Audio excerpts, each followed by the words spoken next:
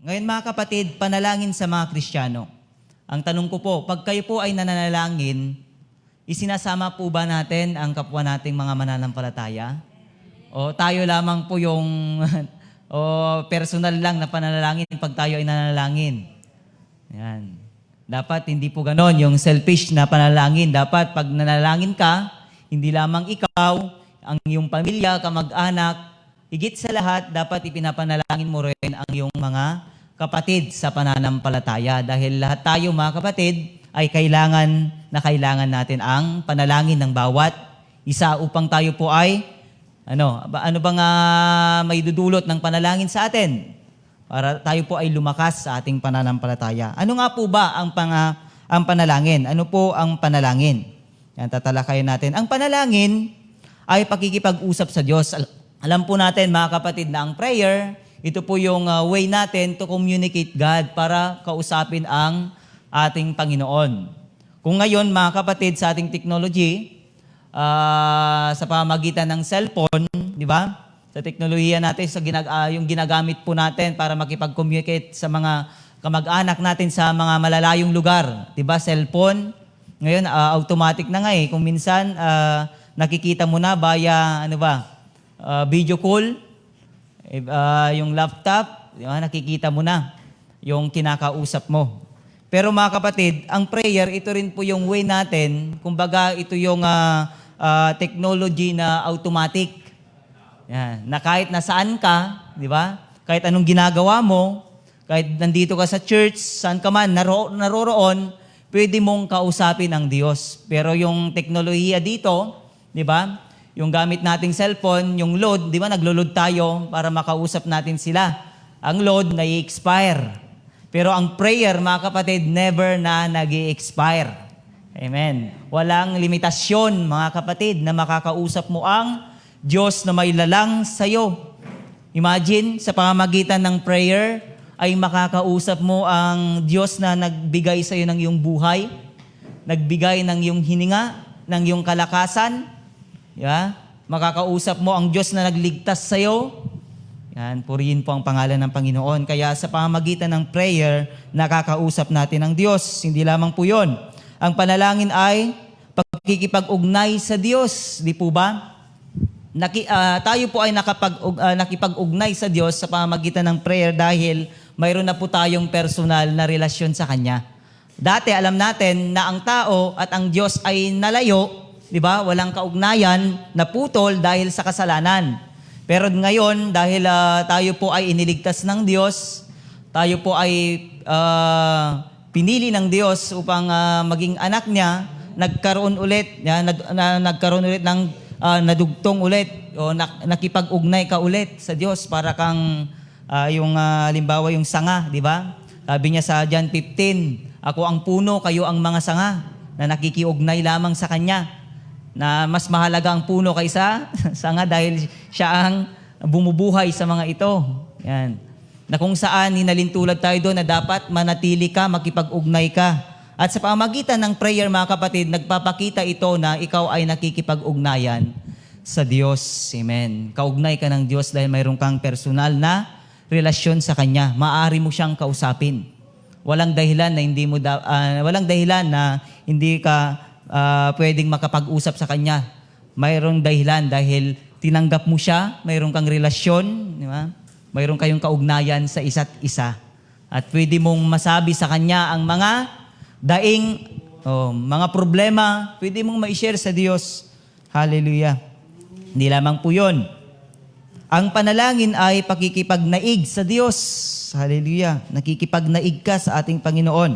Ang panalangin ay panghiling sa Diyos. Diba? Sa prayer, di na nakikipagniig. Ano ba sa ibang term yung pakikipagniig? Sa mga nakakakuan dyan. Nakikipagniig ba? Nakikipagbunuan ba? Ano ba yung, Brother Roger, ano sa tingin mo yung pakikipagniig?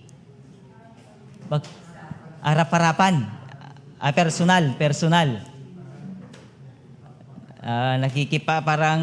Nakikipag-usap ka lang na, di ba, para mag-amalang, na parang ganon, na pwede mong sabihin yung nasa kalooban mo, yung wala kang hiya, na banggitin yung mga nasa loob mo o mga panalangin mo.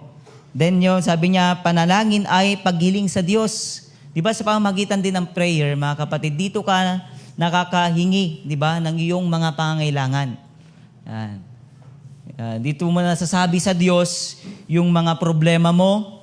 Dito mo nasasabi sa Diyos yung mga pangangailangan mo. At dito mo nasasabi sa Diyos, diba? Dito ka nakakapag-sumbong sa pamamagitan ng prayer. Pwede mong ipanalangin yung mga kaaway mo, diba?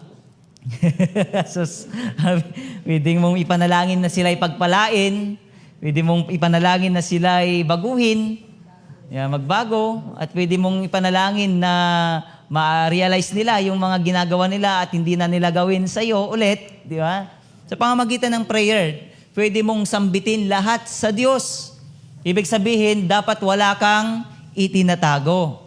Wala kang wala kang itinatago. Dapat ang lahat ng nasa loob mo, binabanggit mo at sinasabi mo sa Diyos. Maging open ka sa ating Panginoon. Yan. Kung sa tao, pwede kang magtago, pero sa Diyos, dapat maging open ka sa Kanya. Kasi siya ang nakakaalam at nakakaunawa sa iyo at alam niya kung ano yung mga pangangailangan mo at siya ang makakatulong sa iyo. Hindi lamang po yun. Isa rin po, ang panalangin ay pakikinig sa sasabihin ng Diyos. Hindi lamang ikaw yung nananalangin o hindi lamang ikaw yung nagsasalita. Ang pananalangin din po ay vice versa yan. Nakikipag-usap ka sa Diyos at ganun din ang Diyos sa iyo. Dapat siya rin ay nakikipag-usap sa iyo. O dapat dinggin mo rin ang kanyang mga sinasabi. Yeah. Hindi lamang yung ikaw yung nagsasalita, Panginoon, Panginoon, Panginoon, di ba? Dapat dinggin mo rin kung ano ang sasabihin ng Diyos sa iyo. Dapat, kaya nga sa panalangin, hindi lang dapat ikaw yung nagsasalita. Sa mag-asawa, di ba? Halimbawa na lang sa mag-asawa. Payag ba kayo na ang asawa lang ninyo ang laging nagsasalita? Laging nasusunod? Yan. Kung ano yung sasabihin niya, yun na lang. Yan, diba? Itisumbat mo lang, laang. Wala ka ng karapatang magsalita din, wala ka ng karapatang magdesisyon din. Walang gulo. Hindi po, mga kapatid. Yan. Kailangan, di ba?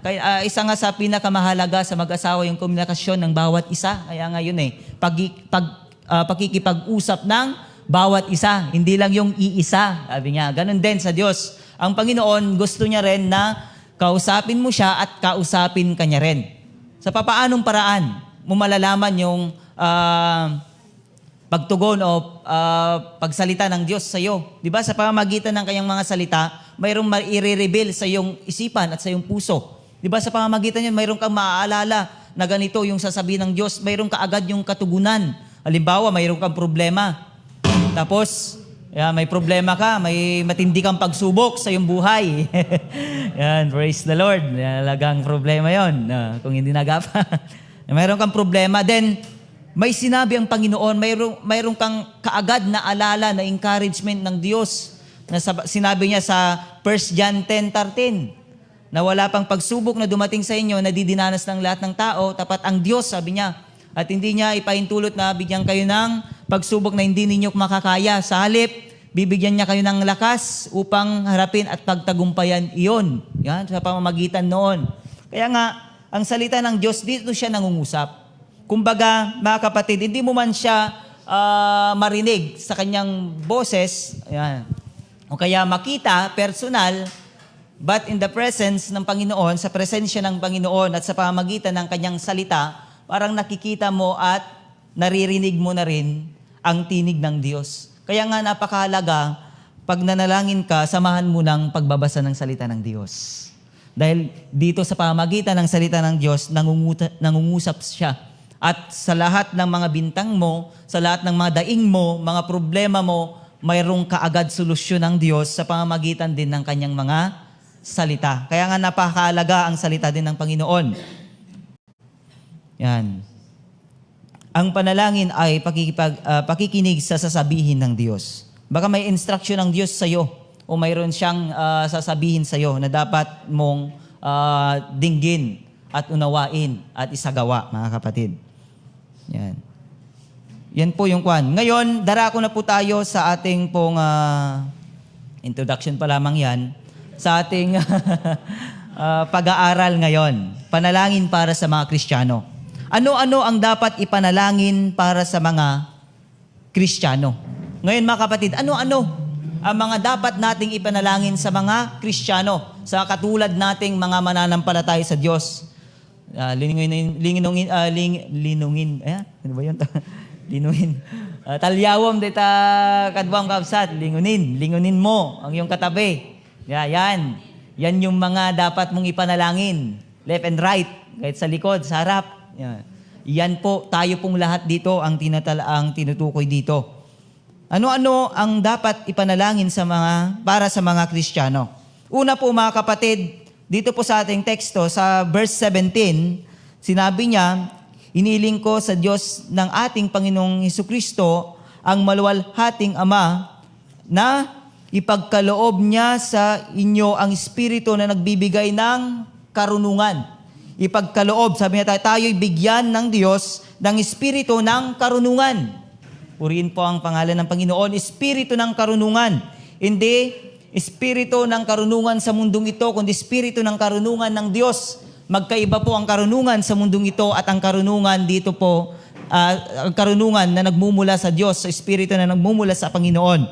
Alam natin na ang karunungan sa mundong ito ay walang kabuluhan. Di ba? Sabi nga ni King Solomon walang kabuluhan ang lahat ng bagay dito sa mundong ito. Even ang karunungan, kaalaman ng mga tao. Na ibig sabihin, ang katalinuhan o kaalaman ng tao dito sa mundong ito ay pawang walang kabuluhan. Pero ang karunungan na nagmumula sa Diyos, na kung saan ang karunungan na ito ay nagbibigay sa atin ng kaalaman patungkol sa mga bagay na kalooban ng Diyos, plano ng Diyos at kagustuhan ng Diyos sa buhay ng isang tao. Na kumbaga, mga kapatid, dapat ito yung tinataglay natin, ito yung mga spiritual na mga katotohanan patungkol sa ating Panginoon. Ang Diyos, sabi niya, ang pinagmulan ng karunungan at kapahayagan. Alam natin yan mga kapatid, na ang karunungan ay nagmula po yan sa ating Panginoon. Ang karunungan at kapahayagan ay nagmula sa Diyos. Ibig sabihin, siya po ang author ng karunungan. Kung tirignan po natin yung history po ni King Solomon, di ba, nung siya po ay nanalangin, ano yung unang ipinalangin niya sa Diyos? Kasi bata-bata pa siya kabataang hari ng Israel, buong Israel. Ano yung iniling niya sa Diyos nung siya po ay nanalangin? Na ang Diyos ay nalugod sa kanya? Karunungan. Karunungan para saan? Yan. Sa pamumuno. Yan, pamumuno. Na kumbaga, iniling niya sa Diyos yung gabay ng Diyos, yung katalinuhan na nagmumula sa Diyos, na ibigay sa kanya upang mapamunuhan niya ng maayos ang bansang Israel. Yung karunungan na yon ay nagmula sa Diyos. Hindi nagmula sa nagmula sa Diyos na kung saan yun po yung gagamitin niya para pamalahan ang napakaraming Israelita.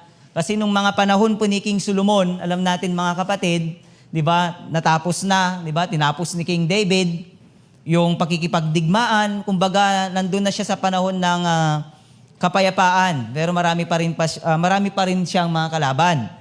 Pero nung mga panahon ng yon, siya ay isang kabataan, pero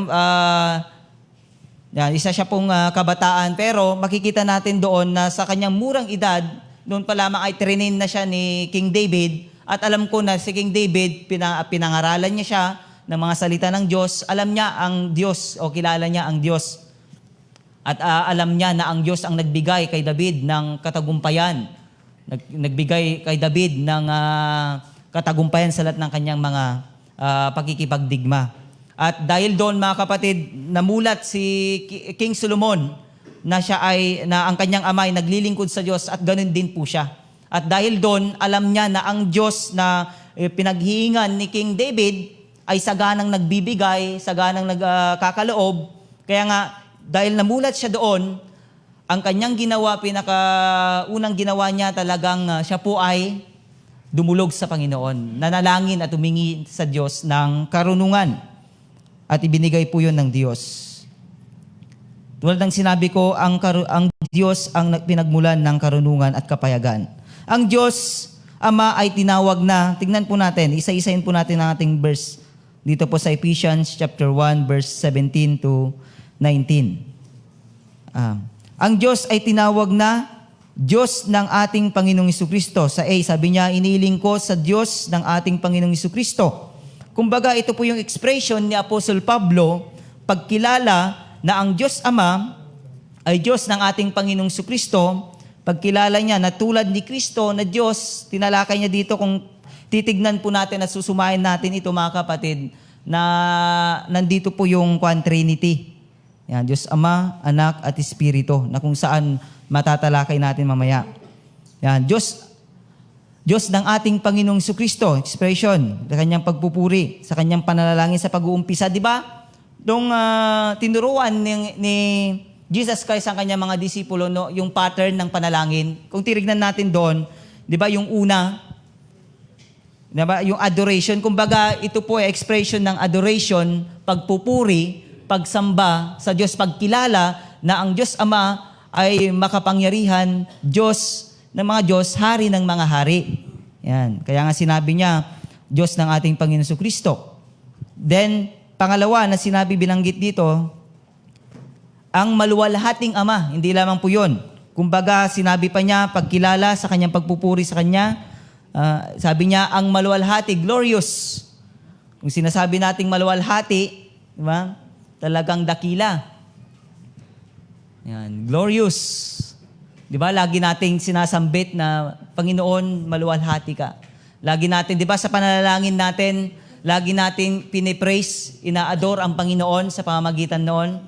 Diba? Like Apostle Paul, ganun din. Ina-acknowledge niya dito na ang Diyos ay maluwalhati. Hindi lamang po yan, mayroon pang isa. Mapagmalasakit na Diyos ay mapagbigay na Diyos. Diba? Sabi niya, ipagkaloob niya. Yan, ipagkaloob niya, sabi niya. Na ipagkaloob niya. Yan. Ibig sabihin, mga kapatid, na alam niya na ang Diyos ay nagkakaloob o nagbibigay ng sagana. At hindi lamang yon, sabi pa niya ito, mapagmalasakit na Diyos. Yan, mapagmalasakit na Diyos.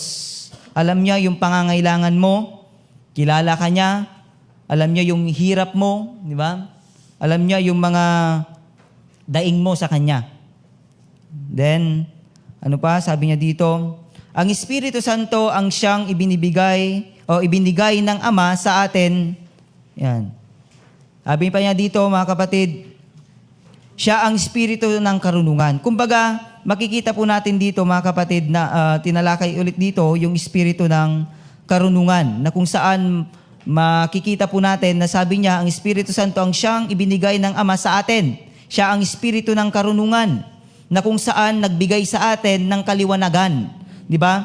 Na nagpaalala o nagbukas sa ating kaisipan patungo doon sa kaliwanagan, mga kapatid. Alam natin, mga kapatid, na ang buhay natin noon, di ba, nung wala pa po ang Espiritu ng Diyos, kasi yan po yan, sabi ko nga kanina, ang umiwalay sa atin, nawala sa atin, nung panahon na ang tao ay nagkasala sa Diyos. Pero nung ang Espiritong yan ay nagbalik sa atin, binigyan tayo ng kaliwanagan. Kumbaga, yan po yung nagbukas sa ating kaisipan na tayo po ay, di ba, kaya nga nakilala natin na tayo ay makasalanan. Yeah? Naamin nyo ba na kayo ay nagkasala? Tayo ba noon ay nagkasala, di ba? Kasi yan ang bunga, yan yung gawain ng Espiritu sa atin. Binubuksan ang ating kaisipan at talagang hindi lamang po yun. Binuksan niya at ipinakita ang ating karumihan na kailangan natin ang Diyos na patawarin tayo, linisin tayo, at hindi lamang yun, kailangan natin ang Diyos na tagapagligtas ng ating mga buhay. Kaya nga naunawaan natin yung mabuting balita dahil sa Banal na Espiritu. Marami pong mga tao ang hindi nakakaunawa talaga sa mabuting balita. Na kahit na anong pilit mong sabihin, di ba? May mga ganun eh. Naranasan niyo na po bang nag-share, nagbahagi ng salita ng Diyos? O nag-share ng kaligtasan na natanggap ninyo, yung mabuting balita? Di ba, kahit anong pilit mong gawin sa taong yon, once na yung espiritu ay wala sa kanya, kasi nga alam natin na ang mundong ito, di ba, Ang mga tao sa mundong ito ay they are blind. Nabulag sila sa mundong ito. Nabulag sila dahil sa kasalanan. Pero dahil tayo po ay alam natin na hinirang ng Diyos, pinili ng Diyos, alam natin na may mga hinirang at pinili ang Panginoon. Tayo po yun. Tayo po yung naliwanagan. Tayo po yung, kumbaga, nakaintindi sa mabuting balitang yon. Pero sa kanila, kahit sabi ko nga, kahit anong pilit mong pag-share, kung hindi ipagkakalob ng Diyos sa kanila, ang espiritu ng karunungan, kaunawaan, pagkaunawa, pagkilala na sila ay makasalanan, na sila ay marumi at kailangan nila ang Diyos, wala. Hindi nila maunawaan ang mga bagay na ating pong isinishare sa kanila. Kaya nga, dito makikita po natin na ang Espiritu, di ba? Ang Espiritu Santo ang siyang ibinigay sa atin ng Ama. Siya ang Espiritu ng karunungan. 3 kaloob. Yan. Talakayin po natin yung 3 kaloob ng Espiritu Santo sa atin. Mayroon pong 3 kaloob ang Banal na Espiritu Santo sa buhay ng bawat isa na dapat nakikita po sa atin. Una po dito, yan. Una, karunungan. In the book of Kawikaan, yan, kaloob po yan ng Banal na Espiritu, karunungan. Sa book of Kawikaan, chapter 2, verse 6, tignan po natin ang ating mga Bible. Yan, Kawikaan of Proverbs, chapter 2, verse 6.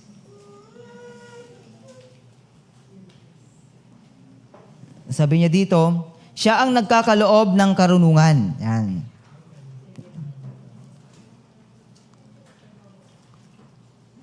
Siya ang nagkakaloob ng karunungan. Sa bibig niya ang kaalaman at unaway bumubukal. Sabi niya, siya ang nagkakaloob ng karunungan. Sa bibig niya ang kaalaman at unaway bumubukal. Yan. Siya ang nagkakaloob. The Holy Spirit, siya po ang nagbibigay sa atin ng karunungan na kung saan ang karunungang ito ay nagagamit po natin sa ating pang-araw-araw na buhay kung obserbaran lang natin sa ating pamumuhay. Yung karunungan na tinutukoy dito mga kapatid, yung kaalaman patungkol sa mga sitwasyon o mga bagay-bagay na nararanasan natin. Kumbaga, ang Espiritu ipinapaunawa niya sa atin na ang mga nangyayari sa ating mga buhay ay mayroon pong mga programa o plano o purpose ang Diyos sa ating mga buhay kung bakit nararanasan natin ang mga bagay na yan.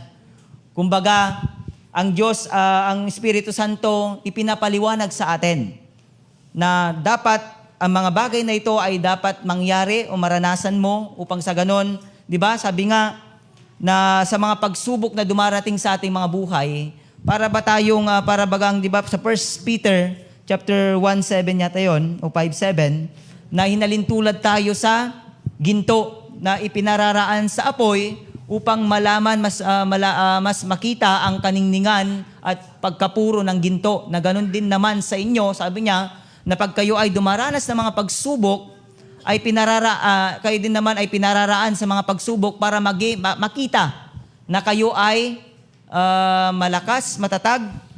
Tingnan natin. Itong kailangan kabsat. 1 Peter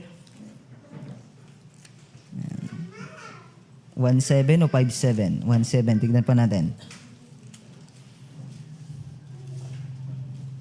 Ang ginto, yan, 1:7. Sabi niya, ang ginto na nasisira, sabi niya, ay pinararanan sa apoy upang malaman kung talagang dalisay.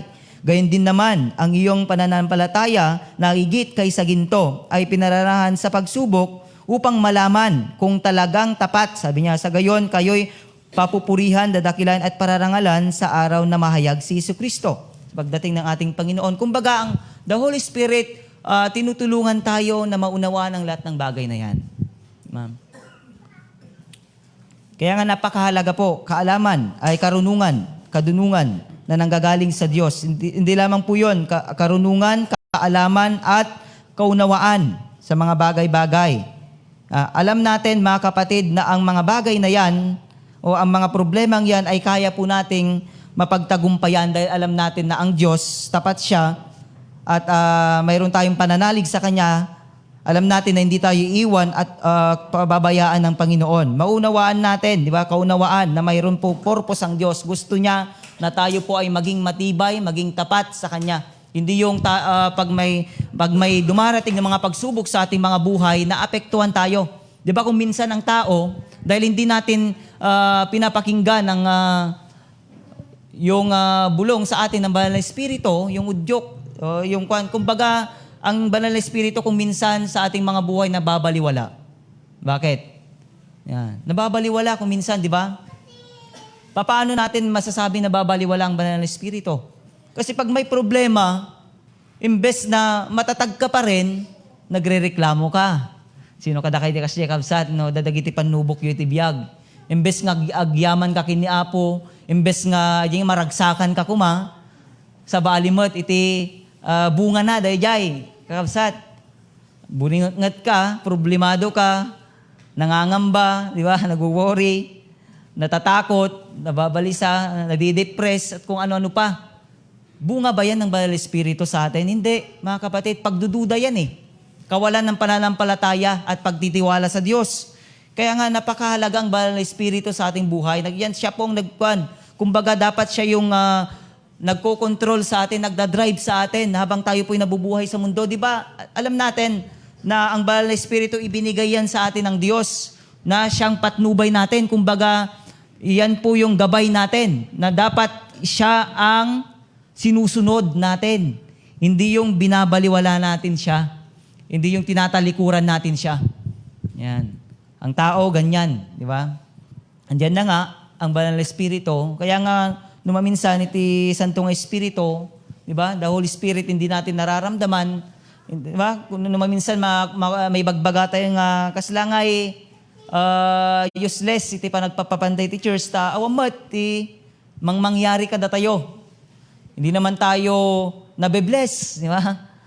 Mapapantay laang awan, iti mapaspasamak. Kumbaga, mga kapatid, dapat may yung expectation ng Diyos sa atin. Dapat nangyayari po yun, mga kapatid, na pumupunta ka dito sa church para mapalakas ka, mapatibay ka. Yung espiritu mo ay mas lalong tumatag, lumakas, pero iba naman kung minsan ang nangyayari. Kaya nga, kapatid, pahalagan po natin ang Banal na Espiritu sa ating mga buhay. Kung ano yung udyok niya, kung ano yung sinasabi niya sa atin, dapat sundin natin at gawin po natin kasi makakatulong yan sa atin. Ang Banal na Espiritu, gumagawa siya ng mga bagay para makatulong sa atin. Hindi siya gumagawa ng mga bagay para tayo ay pahinahin. Di ba? Kumbaga, gumagawa siya ng mga kaparaanan para mas lalo tayong lumapit sa Diyos, mas lalo tayong dumulog sa Diyos, mas lalo tayong kumapit sa Diyos. Yan. Karunungan, kaalaman, kaunawaan. Maaari mong hingin sa Kanya ang mga ito, mga kapatid. Dahil mayroon kang personal na relasyon sa Diyos, pwede mong hingin ang mga bagay na ito, yung karunungan, kaalaman, at kaunawaan. Dahil siya po ay nagbibigay ng sagana. Kaya nga sabi nga niya sa Santiago 1:5, mga kapatid, tignan natin ulit ang ating mga Biblia. Sa Book of Santiago, chapter 1, verse 5. O James 1:5. Mabalin mo nga dawatan na ito, kabsat. Like kay Solomon, di ba? Hiningi niya yan at ibinigay ng Diyos ng walang panunumbat. Sagana, ibinigay niya ng buong buo yung hiningi ni King Solomon. Like us, mga kapatid. Pwede din ibigay ng Diyos ang lahat ng ating hinihingi. Like yung karunungan, kaalaman at kaunawaan sa mga bagay-bagay. James 1, verse 5. Sabi po niya dito, yan. Ngunit kung kulang, di ba sabi niya, ngunit kung kulang ng karunungan ang sino man sa inyo, humingi siya sa Diyos at siya'y bibigyan, sabi niya, sapagkat ang Diyos ay saganang magbibigay at di nanunumbat. Sagana.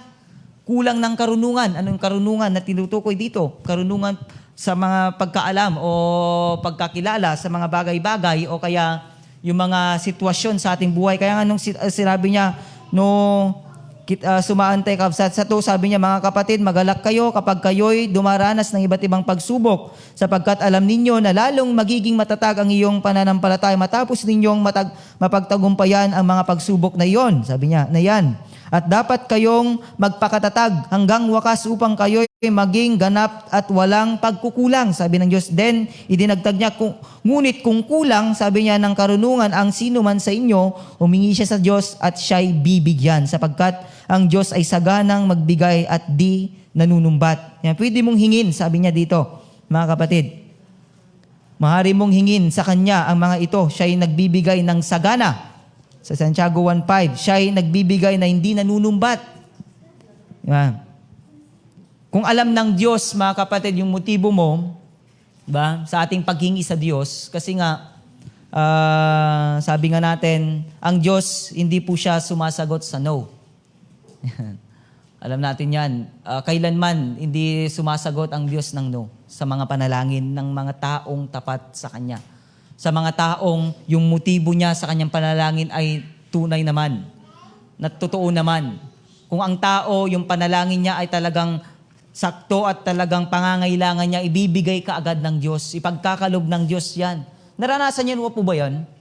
Na mayroon kang ipinalalangin sa Diyos at agaran na sinagot ng Diyos yung panalangin mo. Halimbawa, mayroon kang problema, nangangailangan ka ng pinansyal. Sa araw na yan, at talagang yan yung pangangailangan mo, at talagang kailangan mo na sa araw na yan. Then nanalangin ka at yun yung sinambit mo sa Diyos, Panginoon, kailangan ko. Pati yung amount, di ba? Direct to daw talaga, specific tayo pag nanalangin. Ito yung amount, Panginoon, sa araw na ito kailangan ko. Then, after how many hours? 1, 2 hours, adang-adagos na isumbat niya po. Naranasan niyo na po ba yun? Yung ganong katugunan ng Diyos. Amen. Kasi ang mga Kristiyano, ang tunay na anak ng Diyos, nararanasan ng mga ganyang himala. Nararanasan yung mga ganyan na mga imposibleng, di ba, napaka-imposible na kuan. Pero nararanasan natin yan dahil tayo po ay mga anak ng Diyos, mga lingkod ng Diyos. Tayo lamang po yung nakakaranas ng mga himalang yan. Hindi lamang po yun, pag mayroon tayong karamdaman, di ba? At mayroon kang dapat gawin, dapat na atinan, kung ba halimbawang ganon.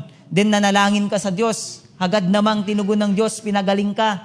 Di ba? Marami po tayong mga karanasan na mga ipinalalangin natin, agaran, ibinagkakalob ng Diyos. At meron din tayong mga karanasan siguro na mga panalangin hindi binibigay kaagad ng Diyos dahil mayroon siyang layunin. Ayan. Dahil baka may something sa ating mga buhay o kaya baka may mali, di ba? Sa atin. O kaya yung panalangin yon ay talagang hindi pa siguro nating pangangailangan pero ipinipilit natin. Kaya nga kung minsan, di ba, nadi-discourage tayo, nawawalan tayo ng pananampalataya, tumatalikod tayo, nagtatampo tayo sa Diyos dahil hindi binibigay ng Diyos yung kailangan na yan. Kasi nga, hindi pa yan siguro kalooban ng Diyos, kapatid. Kaya nga, dapat sa panalangin mo, mayroon kang pananalig. Sa panalangin mo, dapat hindi ka nagdududa. Talagang may pananalig ka na ibibigay yan ng Diyos. Sabi nga dito, hindi siya nanunumbat. Saganang nagbibigay ang Diyos at hindi nanunumbat. Talagang ipinagkakaloob, ibinibigay niya sa mga anak niyang mga tapat. Yan. Tulad natin, mga kapatid. Kung tapat ka sa Diyos, asahan mo na lahat ng iyong ipapanalangin, tutugunin at sasagutin ng Diyos. Hindi ka niya hihindihan. Hindi niya hihindihan ang mga tapat sa Kanya. Anong dahilan na hihindihan ka ng Diyos kung nakikita naman ng Diyos na napaka-devoted mo sa Kanya? Paano hihindihan ka ng Diyos kung nakikita ng Diyos na lagi kang nagpupuri sa Kanya, lagi kang nananalangin, lagi kang nagbabasa, lagi kang nakikipag-participate sa mga gawain? Bakit ka hihindihan ng Diyos kung ginagawa mo naman yung mga responsibilidad mo para sa Kanya? Bibigay ka ng sagana. Di ba? Walang dahilan. Di ba? Walang, para bagang nakikita ng Diyos na walang dahilan na hindi ka niya hindihan. Di ba? Kaya nga kapatid, gawin mo ang mga bagay na yan para malugod ang Diyos sa buhay mo. Dapat talagang gawin mo rin yung party mo. Hindi lamang yung party ng Diyos yung ginagawa niya sa'yo, kapatid. Vice versa din yan eh. Kung tinutugon ng Diyos, gumagawa ng mabuti ang Diyos, dapat ganun din. Gawin mo rin yung mga mabubuting mga bagay na bilang pagtugon mo rin sa mga kabutihan ng Diyos. Di ba? Ang utos ng Diyos, gumawa ka ng kabutihan sa kapwa mo tao. Tumulong ka sa kapwa mo tao. Magbigay ka, di ba? Sa mga gawain. Kung ginagawa mo ang mga bagay na yan, ang Diyos, di ba, sabi ng Diyos, tumulong ka sa mga mahihirap. Kung sila ay tinulungan mo, kung hindi sila makabayad, ako ang magbabayad sa iyo. Doble, triple pa nga eh, di ba? Nung makita na Apo Diyos nga gararamid kay tinaimbag ka dagiti daduma kakabsat nga dida ka man masubaran gapo dagi kinaimbag mo ni Apo Diyos, amuna day takabsat. Ikaw ay naghihipon ng iyong kayamanan sa Diyos, na kung saan yan ay may bibigay din sa iyo sa takdang panahon. Lalo-lalo na pag dumating ang araw na kukunin ka ng Diyos o yung araw na maghahari na ang Diyos sa buhay mo. Diba? Hindi masasayang ang mga bagay na yan, mga kapatid. Kaya nga, yan po yung mga dapat na mag-udyok sa atin upang sa ganon, lagi po tayong gumawa ng mga bagay na nagbibigay po ng kasiyahan at kaluguran sa paningin ng Diyos. Hindi lamang po yun, mga kapatid. Siya ang Espiritu. Yung una kanina, ang Espiritu Santo, ang siyang ibinigay sa atin ng Ama. Pangalawang kwan, siya ang Espiritu ng kapayagan. Hindi lamang po ibinigay ng Ama at siya rin po yung Espiritu ng kapayagan. Ipinahayag niya ang tungkol sa mga katangian ng Diyos. Kumbaga, ibinigay sa atin ang Espiritu ng Diyos o ang banal na Espiritu upang maipahayag sa atin ang mga tungkol sa mga katangian ng Diyos. Anong sabi niya sa mga kapatid? Sabi niya dito, na ipagkaloob niya sa inyo ang Espiritu na nagbibigay ng karunungan at nagpapahayag tungkol sa Diyos. Sabi niya, upang lubos ninyo siyang makilala. Kumbaga, ang Espiritu Santo, mga kapatid, ipinapahayag niya kung sino ang Diyos sa ating mga buhay. Sino nga ba ang Diyos sa ating mga buhay, mga kapatid? Sino nga ba siya? Sa tingin ninyo, sino ang Diyos sa inyo? Talong po, sino ang Diyos sa inyo? Gaano nyo siya kakilala? Healer, yan. Ano pa? Yung mga karanasan ninyo, sino siya sa inyong buhay? Savior, provider. Diba? Yung mga katangian ng Diyos. Amen. Ipinapahayag niya ang tungkol sa mga katangian ng Diyos. Una sa lahat, mga kapatid, nagpagpapahayag sa isang katangian ng Panginoon, ang Diyos ay nagmamahal sa tao. Diba? Ang banal na Espiritu, ipinahayag niya sa atin, ipinaliwanag niya sa atin, at ipinakita niya sa atin ang dakilang pagmamahal ni Kristo o ang ng Diyos sa atin. Sa papaanong paraan, mga kapatid, naunawaan natin yung pagkamatay niya sa krus. Di ba? Naunawaan natin. Ngayon, magse-celebrate tayo ng mahal na araw. Pagkilala, commemorating yung ginawa ng ating Panginoong Jesucristo sa krus ng Kalbaryo. Anong ang dahilan kung bakit ginawa niya yung pagsasakripisyong yon? Di ba? Ang dahilan na yon, mga kapatid, ay yung lubos na pagmamahal ng Diyos Ama. Di ba sabi sa John 3:16, gayon na lamang ang pag-ibig ng Diyos sa sanlibutan. Gayon na lamang, sabi niya, ang pag-ibig niya sa sanlibutan. Yung sanlibutan na tinutukoy doon, mga kapatid, hindi po itong mundo natin, kundi tayo po yon. Literal na tayo, ikaw at ako, personal. Mga kapatid, tao ang tinutukoy niya dito. At ibinigay niya ang kanyang kaisa-isang anak. Wow, imagine. Ibinigay niya ang kaisa-isa niyang anak upang ang sinumang malampalataya hindi mapahamak, bagkos magkaroon siya ng buhay na walang hanggan. At yan po yung naibigay sa atin, yung pananampalataya natin sa Diyos Ama. Nakilala natin na ang Diyos ay mapagmahal. At ang pagmamahal ng Diyos ay walang kondisyon, mga kapatid, na ng tao, di ba? Ang tao, pag nagmahal, may kondisyon. Di ba? Mayroong hinihingi na kapalit, mga kapatid. Ganyan ang tao. Pero ang Diyos, na kahit na ikaw ay makasalanan, ikaw ay napakarumi sa kanyang harapan, pero dahil sa laki ng kanyang pagmamahal, di ba? Nung ikinumpes mo ang iyong kasalanan, humingi ka ng kapatawaran, pinatawad ka ng Diyos, nilinis ka ng Diyos, inalis ng Diyos ang iyong karumihan, mga kapatid. Nilabahan ka ng Diyos. Di ba? Dati tayo isang basahan sa harapan ng Diyos. Dinabahan ka niya. Dinawni ka pa niya.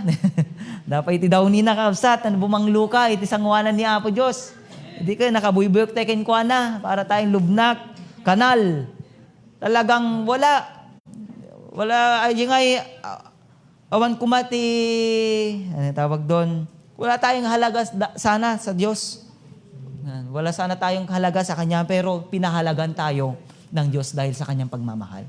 Unang katangian ng Diyos. Ipinapaliwanag dito na ang Diyos ay ang isang katangian niya mapagmahal, kapatid, na dapat tinataglay din po natin. Kaya nga sabi niya sa 1 John 3:16, di ba? Tignan natin ang ating mga Bible. 1 John 3:16. Paano din natin ipapakita ang ating pagmamahal sa kapwa nating tao?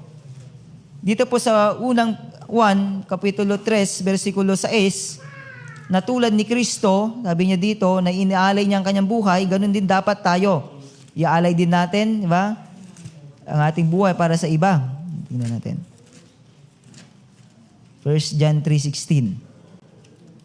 Di ba? Sapagkat ang lahat, ito pala yun, 3:16. And sabi niya dito, 1 John 3:16. Dito natin nakikilala ang tunay na pag-ibig. Inialay ni Kristo ang kanyang buhay dahil sa atin. Sabi niya, dapat din nating ialay ang ating buhay dahil sa mga kapatid. Dapat din nating ialay. Ibig sabihin nito, ito ang tinutukoy dito ni Apostle John, mga kapatid, yung mga mananampalataya na po. Kumbaga, ikaw na Kristiyano, mayroon kang mga kapatid na mga mananampalataya na sa tingin mo nanghihina sila, mayroon silang pangangailangan, kailangan nila yung prayer mo o kailangan nila yung tulong mo. Ikaw na mayroong kakayahan na tumulong sa kanila, dapat magmalasakitan tayo. Magmahalan tayo sa pamagitan. So ano mo ipapadama sa kanila ang iyong pagmamahal. Pag sila'y nanghihina, anong gagawin mo? Lapitan mo sila, tatapikin, i-encouragein, palalakasin. Pag sila'y nangangailangan, mayroon ka namang pwedeng itulong sa kanila. Di ba?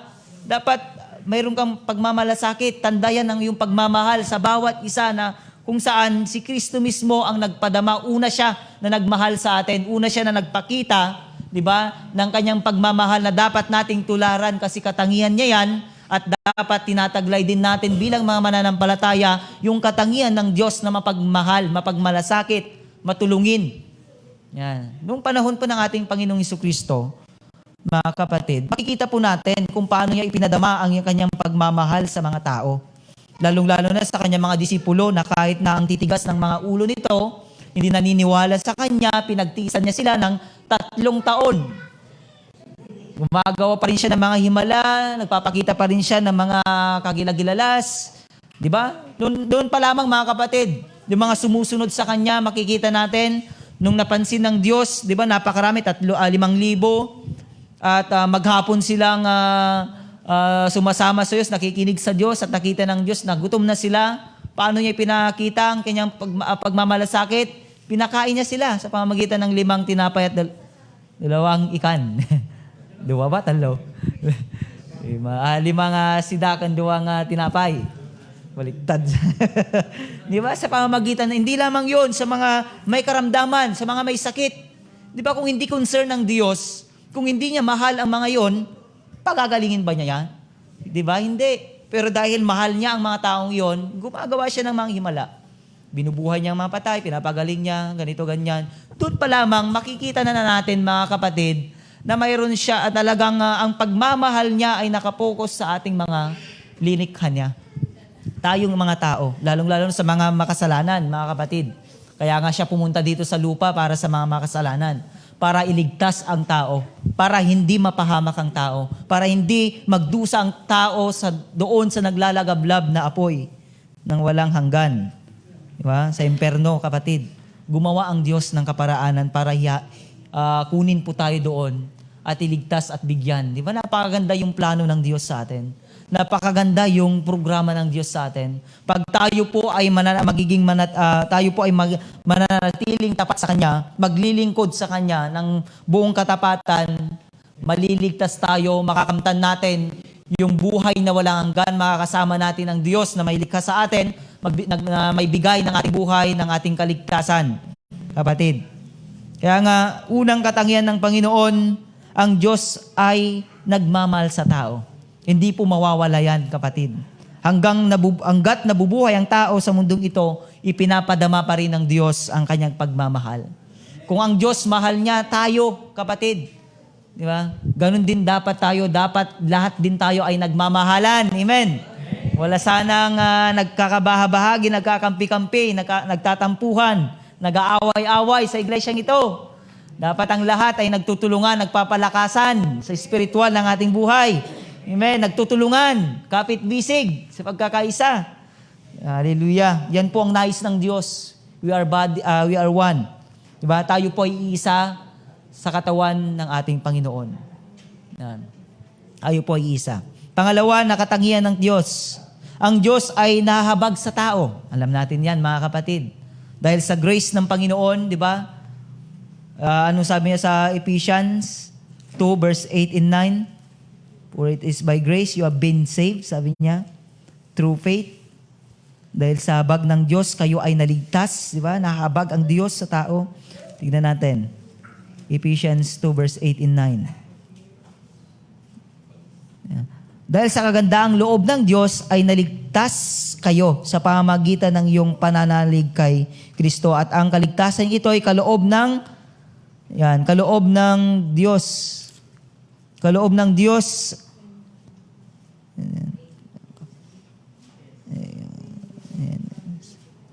At ang kaligtasan ito ay kaloob ng Diyos, hindi mula sa inyo. Hindi ito dahil sa iyong mga gawa, kaya't walang dapat ipagmalaki ang sinuman. Sabi niya dito, nalulugod ang Diyos. Ang grace ng Panginoon, yan po yung dahilan, kapatid, kung bakit ikaw ay naligtas. Dahil nalulugod siya, ayaw niya na ikaw ay mapahamak. Diba? Alam natin yan, isa pa sa kanyang katangian, nahahabag ang Diyos sa tao. Gusto ng Diyos, kung maaari sana gusto ng Panginoon na lahat ng tao ay maligtas. Yan. Gusto ng Diyos, ayaw niya na may mapahamak sa Kanya. Pero alalahanin po natin, ang tao mayroon po siyang sariling pasya. Hindi po tayo ginawa ng Diyos na robot, kapatid.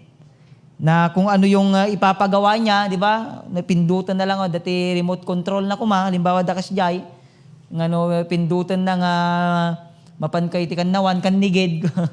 Ang mga kasjay, di ba? Iti tao, mayroon pong sariling pasya. Noon pa lamang, di ba, kay Adan at Eva, kung ang tao sana noon ay parang robot, maaring pigilan ng Diyos, di ba? Oops, wag mo kainin yan. Di ba, ganun sana. Hindi sana nangyari na ang tao ay nagkasala, nag-disobey sa Diyos. Pero doon pa lamang makikita natin na ang tao ay may sariling will. Even ang mga angels, mga anghel na yun mga banal na, kapatid. Nahulog pa si Lucifer. Di ba? Naging mataas si Lucifer. Naging pride. Dahil doon, gusto niyang tapatan ng Diyos, gusto niyang maging Diyos. Yan, naparusahan. Hindi lamang isa, kundi 1/3. Yan, 1/3 ng angel sa langit. Yan. Pero kapatid, makikita po natin na kahit ganoon, na kahit na nagkasala ang tao, na kahit na ang tao ay patuloy na lumalayo sa Diyos, lumalayo sa Diyos, ang Diyos nahabag pa rin siya. Ang Diyos, mahal pa rin niya ang tao. Ang Diyos, gumagawa pa rin siya ng kaparaanan. Kaya nga, tignan natin mga kapatid, noon, di ba, nung hindi pa tayo mananampalataya, napakasama natin, di ba? Siguro, adamot kada tayo, hindi ngay pinilit-pilit, hindi ngay kasabaan da tayo, tarayan tayo, indian tayo, di ba? Adaywan tayo, dagijay mga kasaba, di tayo nga paniwalaan, kumbaga, idibiyag tayo idikit, hindi ngay patago-tago tayo sa Diyos. Yan, tinataguhan natin ang Diyos. Pero dahil nga malugod ang Diyos, di ba? Gumagawa siya ng kaparaanan. Pipili ulit siya ng taong lalapit sa iyo. Pipili pa rin, di ba? Ipapahayag pa rin, may ipapahayag pa rin. Kaya nga dahil sa mga pangyayaring iyon hanggang sa nabuksan ang ating kaisipan, hanggang sa nagkaroon tayo ng pananampalataya, pagkakilala na tayo ay marumi at makasalanan at nais na kailangan natin ng Diyos, di ba? Naligtas tayo. Kaya nga, habang nabubuhay ang tao sa mundong ito, may pag-asa. Yan. Habang may kasi nandiyan pa rin yung kahabagan ng Diyos. Ipinapadama pa rin niya sa tao ang kanyang kahabagan na kahit na paulit-ulit tayo nagkakasala, kahit tayo mga Kristiyano, kahit kada tayo nga Kristiyano kabsat, di ba? No maminsan nakatangtang ka niti ulo tayo. No maminsan, di ba? Nagadudag iti mararamid tayo nga saan nga nasayaat iti sangwanan iti apongem. Mahabag pa rin ang Panginoon. Nandun pa rin yung awa ng Diyos. Nandun pa rin yung pagmamahal ng Diyos sa atin. Pinagpapala pa rin tayo ng Diyos. Iniingatan pa rin tayo ng Diyos. Tinutulungan pa rin tayo ng Diyos. Pinapagaling pa rin tayo ng Diyos. Ibinibigay pa rin ng Diyos ang ating mga pangangailangan. Di ba? Napakabuti ng ating Panginoon. Amen. Mabuti ang ating Panginoon. Hindi po ba? Nagimbag na po Diyos, kakabsat. Diyan natin makikita na talagang ang grasya ng Panginoon ay sapat sa bawat isa sa atin. Yan. Yan. Ang Diyos ay nahabag sa tao. Then last na sinabi dito, ang Diyos ay nagmamalasakit sa tao. Yan. Nagmamalasakit sa tao. Tingnan natin yung kwento doon sa Matthew chapter 6, verse 1 pababa, mga kapatid. Di ba makikita natin doon na may lesson na mapapag-aralan natin. Sabi niya, masdan mo ang mga ibon. Hindi sila nag-aani o ay nagtatanim o nag-aani. Pero makikita mo doon na inaalagaan, pinapakain sila ng Diyos at hindi niya pinahintulot na may malaglag kahit isa. Di ba? Sa lupa. Kung ang mga ibon na ito ay minamalasakitan ng Diyos, di ba? Igit kayo na mga tao kasi special tayo sa harapan ng Diyos. Alam niyo ba na tayo lamang po yung lilikha ng Diyos na kalarawan niya? Yeah. Kalarawan ng Panginoon. Lilikha tayo na kanyang kalarawan. Nasa sa atin yung katangian ng Diyos, mga kapatid. Igit kayo, sabi niya sa mga ibon na yan. Ibig sabihin, ang Diyos, alam niya yung mga pangangailangan natin. Yeah. Bago, di ba, sa creation na lamang po, alalahanin po natin. Bago likhain ng Diyos ang tao, inihanda muna niya ang mga pangangailangan ng tao. Di ba, kapatid?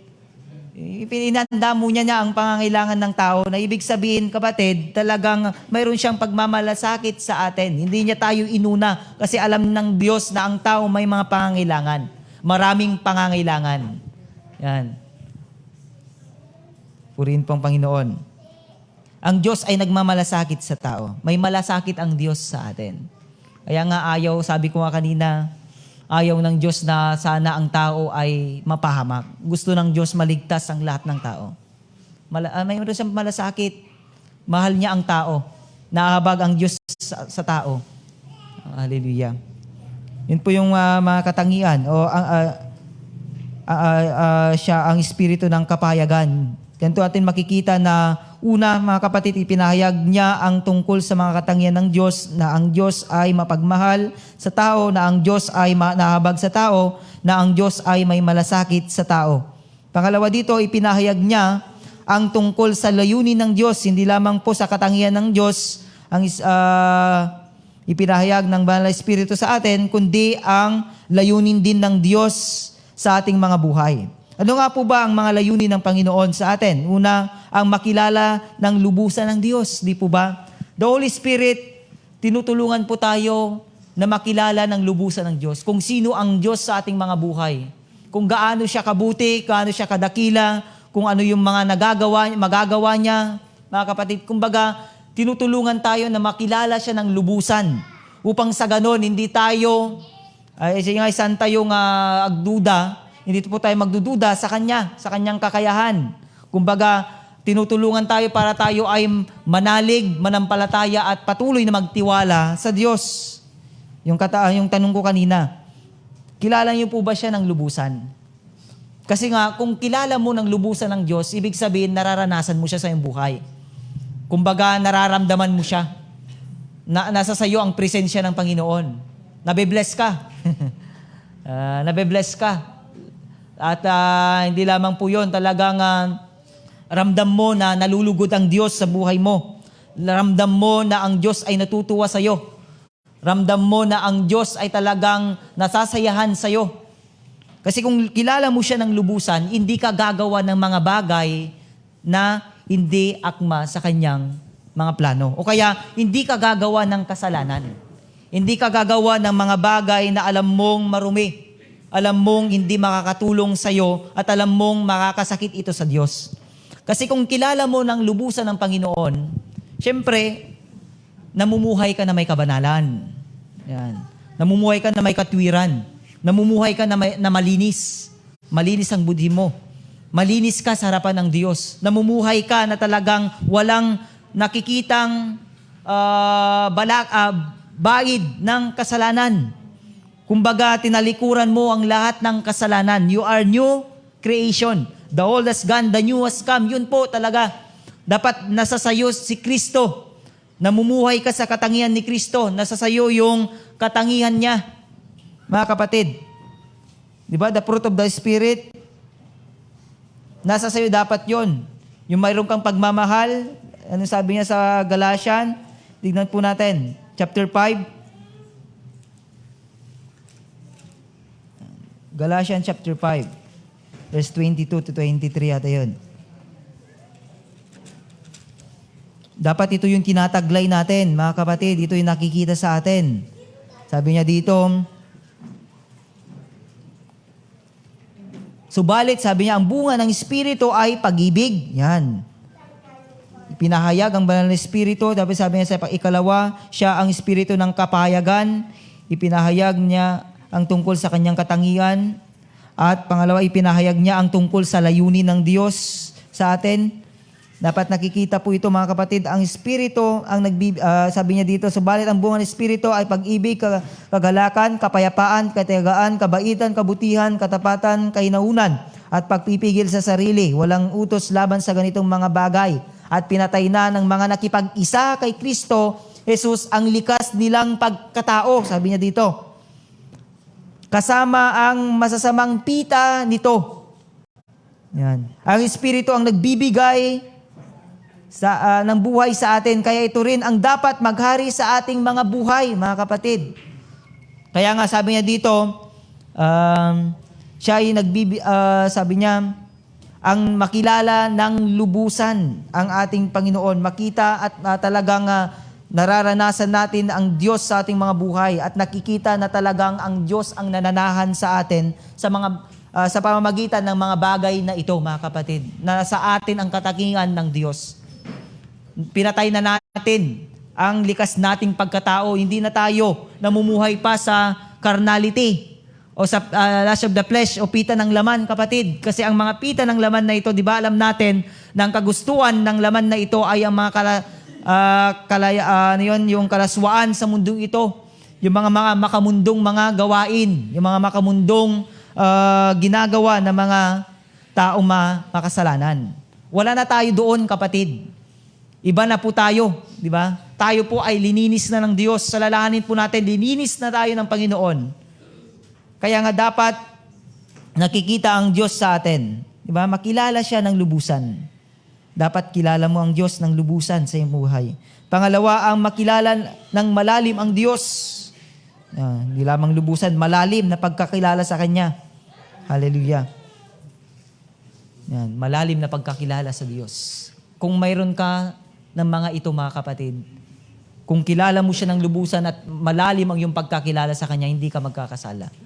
Sigurado, lalayuan mo ang kasalanan. Sigurado, mamumuwi ka sa kasalanan. At sigurado, ang nais mo at ang kagustuhan mo ay laging malugod, may taas at may parangalan lamang ang Diyos. Hindi ka gagawa ng mga bagay na hindi ka aya-aya sa Panginoon. Ang lahat ng iyong gagawin ay puro kabutihan, puro maganda, at puro na siyang naipaparangal ang ating Panginoon. Yung nabibigyan ng kapurihan, karangalan ng Diyos. Then, ang Espiritu Santo ay may mahalagang ginagawa. Alam niyo ba, mga kapatid, na hindi lamang po niya ipinapahayag sa atin ang katangian ng Diyos. Hindi lamang po niya ipinapahayag sa atin hindi lamang po ipinapakilala sa atin kung ang katangian ng Diyos at ipinapahayag kung sino ang Diyos sa atin, kundi ang Espiritu rin, mga kapatid, ay may mga ginagawa sa ating mga buhay. Tignan po natin ang ating mga Bible in the book of Corinto. Yan. 1 Corinthians chapter 2 verse 10 to 16. Dito natin makikita yung mga ginagawa niya rin sa ating mga buhay. O ginagawa niya.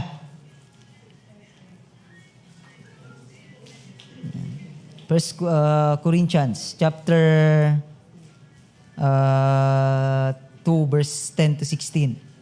Yan. Sino po sa inyo yung nakakita na at pakibasa nga po?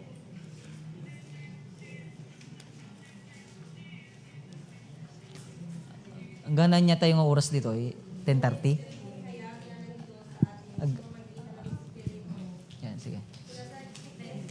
10.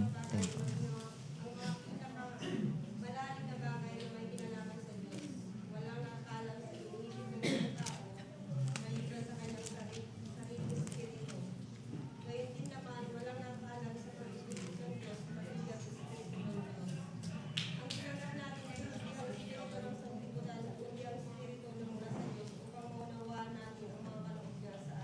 Amen.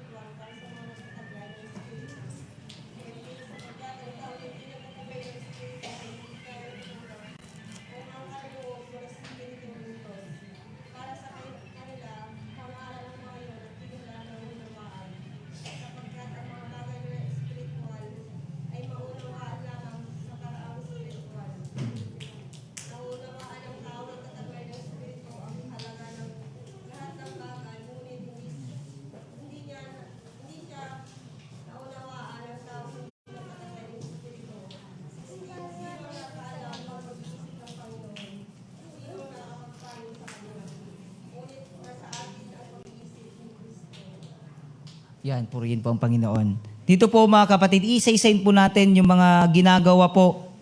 Yan, mahalagang ginagawa po ng Banal na Espiritu sa ating mga buhay. Sa verse 10, sabi niya dito, subalit ito'y inihayag ng Diyos sa atin sa pamamagitan ng Espiritu. Nasasaliksik ng Espiritu ang lahat ng bagay, maging ang pinakamalalim na panukala ng Diyos. Una dito mga kapatid, sinasaliksik ng Espiritu Santo ang pinakamalalim na layunin ng Diyos. Yan, sinasaliksik niya. Kasi nga, walang nakakaalam sa mga iniisip ng Diyos maliban sa Espiritu. Kumbaga, the Holy Spirit, alam niya kung ano yung mga panukala, mga iniisip ng Diyos patungkol sa atin. Na kung saan, na ang Banal na Espiritong yan, mga kapatid, ang siyang tumutulong sa atin upang maunawaan po natin yung mga binabalak o layunin ng Diyos sa ating mga buhay. Sabi niya dito sa verse 10, di ba? Subalit ito'y inihayag, sabi niya, ng Diyos sa atin sa pamamagitan ng Espiritu. Kumbaga, sa pamamagitan ng Banal na Espiritu, naihayag sa atin, naipakilala sa atin kung sino ang Diyos, kung ano ang Diyos sa ating mga buhay, kung ano yung ginawa niya sa atin, kung ano yung ibinigay niyang sakripisyo para tayo ay maligtas. Alam natin, naunawaan po natin na sa pamamagitan ng kanyang anak, na si Jesucristo, na siyang nagsakripisyo para ikaw at ako ay maligtas. Kumbaga, the Holy Spirit, sabi ko nga kanina, talagang siya po ang nakakaalam, nakakaunawa sa mga iniisip ng Diyos. Sabi nga dito, sinasaliksik ng Espiritu Santo ang pinakamalalim na layunin ng Diyos. Pinakamalalim na layunin ng Diyos sa tao. Walang nakakaalam sa mga iniisip ng Diyos maliban sa Espiritu. Sabi nga sa verse 11, tignan natin, walang nakakaalam, sabi niya, sa iniisip ng isang tao. Sabi niya, maliban sa kanyang sariling espiritu. Yan, sa imbudhi. Yan, sariling espiritu. Gayon din naman, sabi niya, walang nakakaalam sa mga iniisip ng Diyos maliban sa Espiritu ng Diyos. Hallelujah. Kaya nga napakaganda po mga kapatid. Kaya nga ito po yung isang kahiwagaan sa ating mga Kristiyano. Yan. Ito yung kahiwagaan na wala po sa ibang mga tao, kapatid.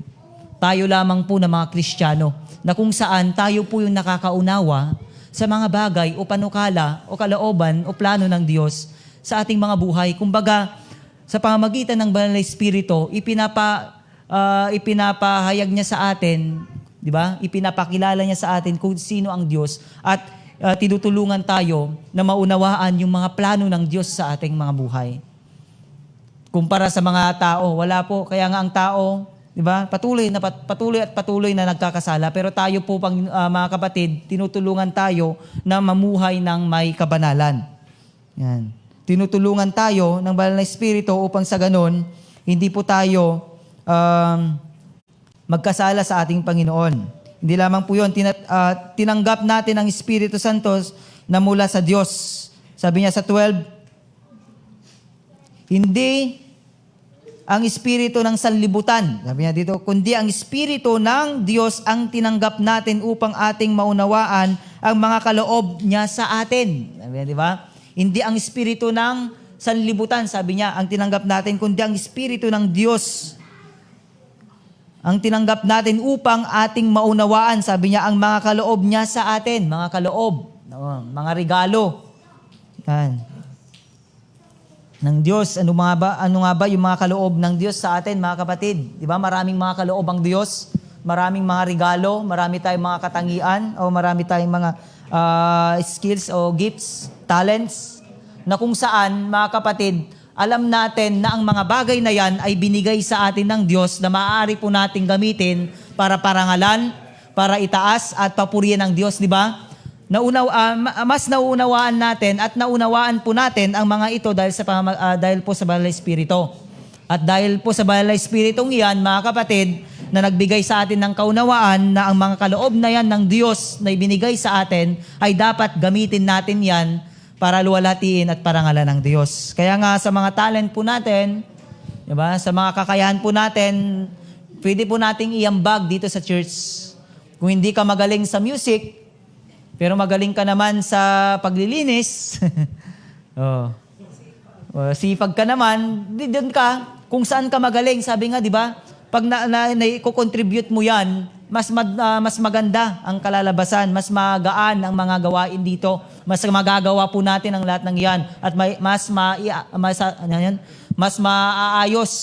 maiaayos natin ang mga yan, mas gaganda po ang flow ng ating pagsiservisyo sa ating Panginoon. Kaya nga, ang iba nabigyan ng kakayahan, tumugtog, mag-lead ng congregational singing, sa multimedia, at iba-iba pa na pwede nating iambag, gamitin para lamang sa Diyos. Yung mga kakayang yan, mga kapatid, gamitin mo para sa Diyos. Sabi nga niya dito, di ba? Hindi ang, sabi nga sa 12, ulitin natin, hindi ang espiritu ng sanlibutan, kundi ang espiritu ng Diyos ang tinanggap natin upang ating maunawaan ang mga kaloob niya sa atin. Sabi pa niya dito, mga kapatid, upang maunawaan natin ang mga kaloob niya sa atin, nangangaral ang Kristiyano sa pamamagitan ng Espiritu. Isa pa katotohanan, mga kapatid. Kumbaga, sa pamamagitan po ng Banal na Espiritu, ay nakakapangaral po tayo, nakakashare po tayo ng kanyang mga salita. Without the Holy Spirit, mga kapatid, ang ating pangangaral ay walang bisa. Alalahanin po natin. Sabi niya sa 13, subalit ito'y inihayag ng Diyos sa atin sa pamamagitan, sa mga nagtataglay ng Espiritu, sabi niya, ang ipinaliliwanag namin mga katotohanan ng espiritual. Kumbaga, mayroon kang kakayahang magpaliwanag ng mga bagay na espiritual, na kung saan ito'y tinanggap mo sa pamamagitan ng Diyos, na ipapakilala mo kung sino ang Diyos, di ba? Na isi-share mo yung mga katangian ng Diyos, na ipapahayag mo ang kaligtasan sa pamamagitan ng Banal na Espiritu. Kaya nga napakahalaga ang Banal na Espiritu na dapat siya po ang talagang nangunguna sa buhay mo, na hindi yung mga kakayahan. Kasi nga, ang katalinuhan natin ay limitado, kapatid. Yan. Hindi natin kayang i-bless ang tao. Hindi natin kayang i-bless ang tao. Hindi natin kayang dalhin ang presensya ng Diyos sa pamamagitan natin. We need the Holy Spirit. Yan po yung gawain ng Banal na Espiritu at kakayahan ng Banal na Espiritu, na siya po nangangaral tayo na mga Kristiyano sa pamamagitan ng Espiritu, na dapat yan po, mga kapatid. Hindi po yung batay sa ating teorya o kaalaman. Kaya nga sa pangangaral, sa pagbabahagi, kailangan mo makipag-niig sa Diyos, makipag-usap talaga sa Diyos. Hingin mo na gabayan ka ng Diyos, tulungan ka ng Diyos, hingin mo yung wisdom ng Diyos. Yeah. Hindi po madali ang mag-share. Hindi po madali ang mag-sermon, mag-Sunday school. Hindi po madali ang ganitong gawain, mga kapatid. Napakahirap po ang ganito. Pero sa pamamagitan din ng biyaya ng Diyos at sa pamamagitan din ng Banal na Espiritu na kinakasangkapan lang po kami o ginagamit lamang po kami para maipahayag namin sa inyo ang mga nais ng Diyos na mga mensahe, mga spiritual na mga mensahe ng Diyos, na upang sa ganon, yung spiritual na buhay natin ay mapalalahanan, mapatatag, mapalakas, at mapatibay, kapatid. Kaya nga, sabi niya, ipinapangaral ang mga katotohanang espiritual. Sabi niya dito, at hindi ayon sa karunungan ng tao, yan, sa 30, sa mga nagtataglay ng espiritu, ang ipinaliliwanag namin ay mga katotohanan ng espiritual, mga pananalitang turo ng espiritu at hindi ayon sa karunungan ng tao ang ginagamit namin. Sabi niya. Then, sabi pa niya dito, ipinapangaral sa mga pinananahan ng espiritu. Yan, tayo po yung mga yon, mga kapatid, sa pamagitan ng pagpapahayag. Ito yung sinasabi ko kanina, kami na mga lingkod ng Diyos, kami yung ginagamit kasangkapan ng Diyos para may pangaral sa inyo ang mga salita ng Panginoon. Nasa atin ang pag-iisip ni Kristo. Dahil sa Espiritu, mga kapatid. Nasa sa atin, sabi niya sa verse 16, ano sabi dito, last verse? Ganito ang nasasaad sa kasulatan. Sino ang nakakaalam ng pag-iisip ng Panginoon? Sino ang makapagpapayo sa Kanya? Ngunit, sabi niya dito, ang pag-iisip ni Kristo'y taglay natin. Nasa sa atin, yung isip ni Kristo. Tinataglay natin yung kaisipan ni Kristo. Kaisipan niya patungkol sa mga tao. Patungkol sa atin. Patungkol sa ating ikaliligtas. Patungkol sa ating buhay. Yan. Nasa sa atin ang mga yon, mga kapatid. Kumbaga, alam natin na ang layunin ng Diyos kung bakit siya napunta dito upang may pangaral sa buong mundo ang kanyang mabuting balita. Na siyang naunawaan po natin dahil taglay po natin yung banal na Espiritu at ang kaisipan ng Panginoon sa ating mga buhay. Kaya nga mga kapatid, sabi nga, dapat nakikita po ito sa ating mga buhay.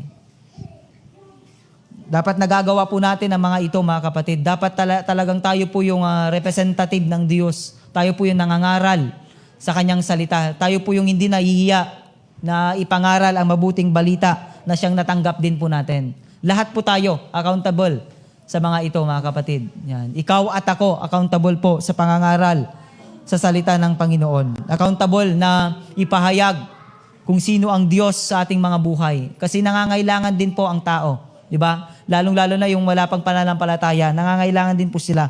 Nangangailangan sila ng kaligtasan. Kung tayo po ay linigtas ng Diyos, dapat ganun din po, mangyari din po sana. Nawa, o mangyari po nawa din sa kanilang mga buhay. Para tayong lahat ay sama-samang maglingkod sa ating Panginoon. Lahat tayo ay sama-samang maglingkod, magpananginan, magpalakasan at magpatibayan. At sama-samang paghandahan ang pagdating ng Panginoon. Sama-samang paghandahan yung paghahari ng Diyos sa ating mga buhay. Alas Jason, sakto. Alas Jason, 10 sangal pas tayo. Dapay dito, ay tapa lang umuna kakabsat, review tayo. Ano-ano ang dapat ipanalangin para sa mga Kristiyano? Tayo'y bigyan ng Diyos ng Espiritu ng karunungan. Ang Diyos ang pinagmulan ng karunungan at kapayagan. Ang Diyos Ama ay tinawag na Diyos ng ating Panginoong Jesucristo. Maluwalhating Ama, mapagbigay na Diyos, mapagmalasakit na Diyos. Ang Espiritu Santo ang siyang ibinigay ng Diyos sa atin. Siya ang Espiritu ng karunungan. Yan, mayroon siyang 3 na kaloob para sa atin: karunungan, kaalaman at kaunawaan sa mga bagay-bagay.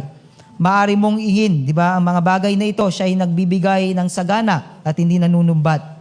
Siya ang Espiritu ng kapayagan na kung saan hindi lamang ipinahayag ang katangian ng Diyos, kundi ipinahayag pa sa atin kung sino ang Diyos at malaman natin kung ano yung mga katangian ng Diyos. Alam natin na ang Diyos ay mapagmahal sa tao. Ang Diyos ay manahabag sa tao. Ang Diyos ay nagmamalasakit sa tao.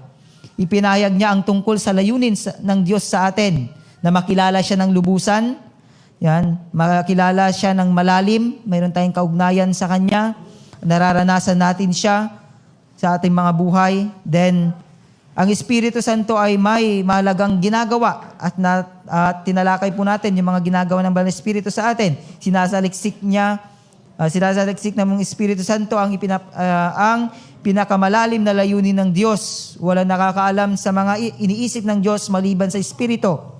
Tinatanggap natin ang Espiritu Santo na mula sa Diyos upang maunawaan natin ang mga kaloob niya sa atin. Nangangaral ang Kristiyano sa pamamagitan ng Espiritu. Ipinapangaral ang mga katotohanan ng espiritual, ipinapangaral sa mga pinananahan ng espiritu. At higit sa lahat, nasa atin ang pag-iisip ni Kristo dahil sa espiritu.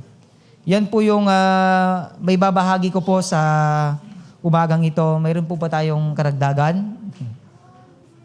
Alas 10. Tanong? Sige, brother. Sa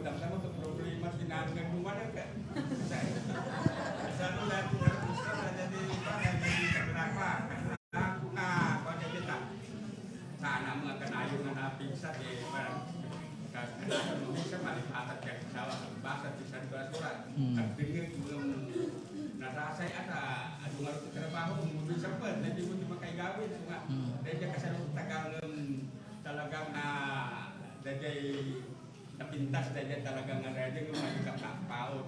Tama po katitiyak. Naman, so sa ulo sikap na muna, parigan, munakan, awalan din yung pwede. Kau sa ali, paano siya wamot di Victoria. Kung na lang siya pantalas na sa pagpato. Yan, ka... Tapos ito may tiraka. Praise God. Yan. Kasano-kano kapaot nga dapat mo nga ikararag dahil padam nga tao nga awam mo titi makitam nga kaslasumbat na tayo sumalasok kung na ni brother nga Abraham nga ori di karkararag awam mo lang iti pagbalbaliwan na ti subat ko di jay kabsat iti pa nagkararag ket kunamot iti Biblia pray without ceasing maging matayaga sa panalangin. Diba? Sa iban imbaga kada tayo ni Apostol Pablo matlaang yung 1 Corinthians 1 Thessalonians 5:16 o 17 yata yon na maging matiyaga abang tisumbat di jay abang day ti anges na abang may pag-asa pa ikararag orino kuna tayo nga san tayo nga makita iti panagbalbaliw ta san tayo mga si tayo ti di tayo mot nga arami da mang balbaliw di mad mamati tayo mot nga iti Dios iti may iti makabael nga mangbalbaliw dayjay nga tao. Ngem iti aramidan tayo pasit tayo kakabsat nga mangikarkararag dapat kada si tayo kumati agbalin nga ulidanan.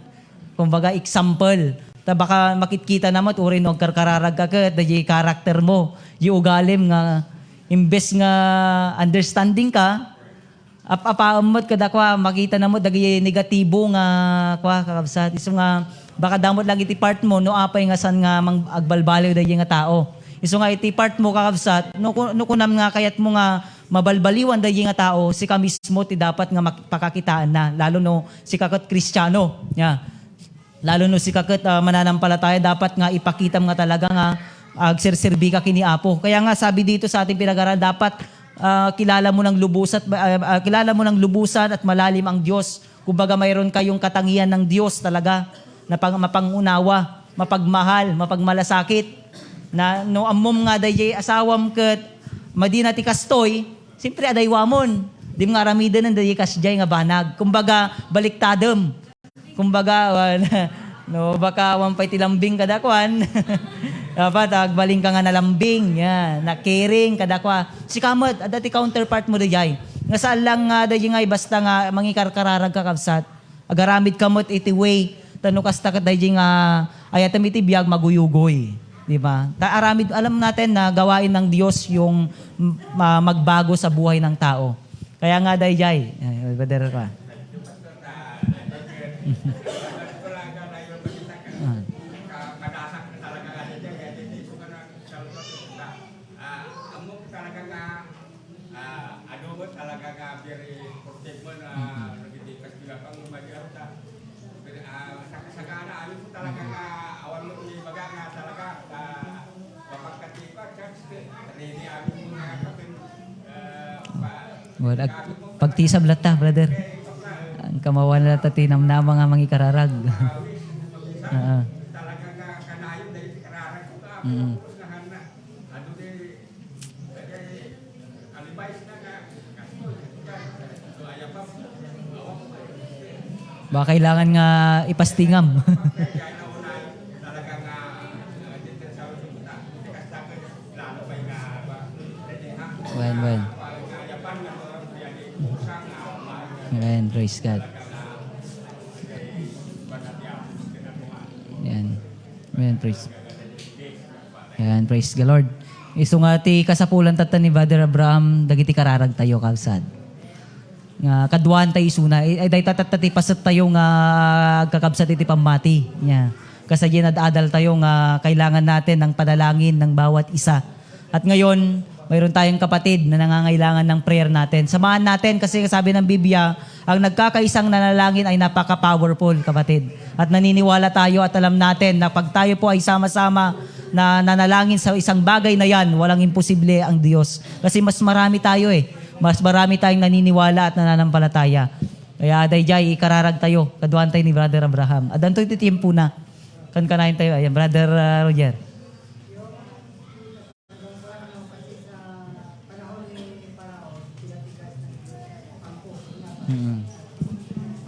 Kaya ba baguhin ng panalangin natin ng isang tao? May Yan. Yan, praise the Lord. Doon sa panahon daw ni Kwani, nalintulad po ni Brother Roger, nung panahon ni Paraon, nung panahon nila Moises, di ba? Ang Diyos pinatigas niya ang puso ni Paraon upang upang bawalan ng mga Israelitang umalis sa mga panahong yon. Sa sitwasyon na yon, mga kapatid, sa sitwasyon po ni Paraon at sa sitwasyon po niya, alam natin na ang Diyos mayroon siyang layunin at plano.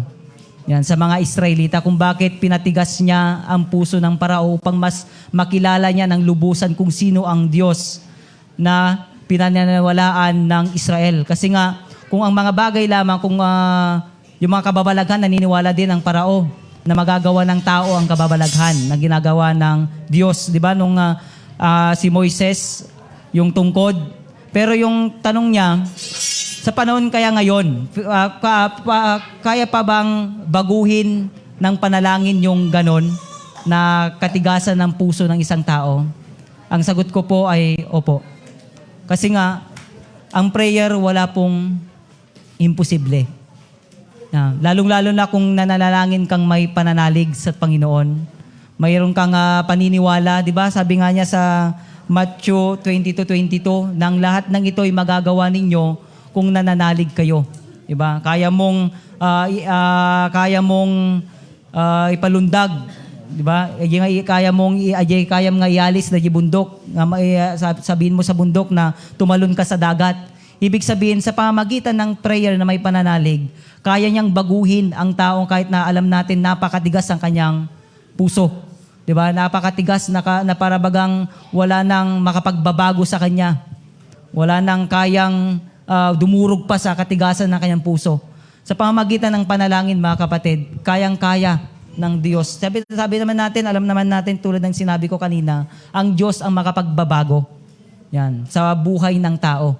Ang gawain ng Banal na Espiritu, di ba? Yun po yung isang gawain, baguhin ang buhay ng isang tao. Ipaalala sa kanya yung karumihan niya. Ipakita sa kanya yung mga kasalanan niya. At ipakita sa kanya yung mga pagkakamali niya. At ipakita sa kanya na kailangan niya ang Diyos na magbago sa kanyang buhay. Like kay Parao. Yan, ipinakita. At sa pamamagitan ng mga pledge na yon, di ba, nakilala, nagkaroon nga siya ng takot kay Yahweh na talagang napatunayan niya na ang Diyos ng Israel ay tunay at totoo sa pamamagitan din ng mga himala na ginawa ni Moises na pinili ng Diyos. Yan. Kumbaga, doon po na ipahayag na ang Diyos ng mga Israel ay tunay na Diyos. At ganoon din po sa tao na yan, walang imposible sa Diyos. Kaya niyang baguhin at kaya niyang burakin yung matigas na pusong yan at siya po ay burakin niya. Durugin. Yan. Ang matigas na pusong yan. At yan, di ba, ganoon naman tayo noon, di ba? Matigas naman ang puso natin noon pero naliwanagan tayo sa pamagitan din ng Diyos at sa mga ginagamit ng Panginoon. Mayroon pa po ba? Tayo pong lahat ay tumayo at manalangin. Close na po natin. Salamat po mga kapatid sa inyong pong pakikinig. Naway mayroon po tayong mga napag-aralan sa araw na ito. Hallelujah. Tayo pong lahat ay manalangin. Diyos na makapangyarihan sa lahat, kami po Lord ay nagpapasalamat sa iyong kabutihan sa aming buhay. Salamat Panginoon dahil wala kang katulad. Salamat po pinili niyo kami Panginoong Diyos na maglingkod sa iyo. Salamat po Panginoon na liwanagan kami sa pamagitan ng iyong banal na Espiritu na ngayon ay kasama po namin na nag-guide sa aming buhay patungo sa inyo para maluwalhati namin kayo, madakila namin kayo at maitaas namin kayo at makita namin yung mga layunin, programa ninyo sa aming mga buhay. Lord, salamat po God sa mga aral na aming mga natutunan. Tunay nga po na kailangan po namin magpanalanginan. Kailangan namin ang prayer ng bawat isa, Panginoon, na bigyan kami ng karunungan na nanggagaling sa iyo, Panginoong Diyos, upang mas maunawaan po namin ang mga nangyayari po sa aming buhay. Mas lalapit po kami sa iyo, mas magtitiwala po kami sa iyo, Panginoon. Kaya amin pong ipinagkakatiwala ang aming buhay, patuloy kang maghari, patuloy kang manahan, Panginoon, ang aming buhay ay sa iyo po, God. At ikaw po, Lord, ang patuloy na mag-drive nito, ano man po ang iyong layunin, kalooban, tulungan niyo kaming magawa ito at masunod po ito, Panginoon. Pagpalain mo pong bawat isa, darako na po kami sa ikalawang gawain, pagpalain mo po ang lahat ng iyong mga gagamitin sa araw na ito, Panginoon, na maging daluyan po ng iyong kapangyarihan. At ang bawat isa ay lalangoy po sa iyong presensya, mag-i-enjoy po sa aming pakikipag-fellowship sa inyo. Lord, maraming salamat po sa iyo po namin. Binabalik ang lahat ng papuri, pagsamba at pasasalamat. Ito ang aming dalangin sa pangalan ni Jesus. Amen. God bless you po sa ating lahat.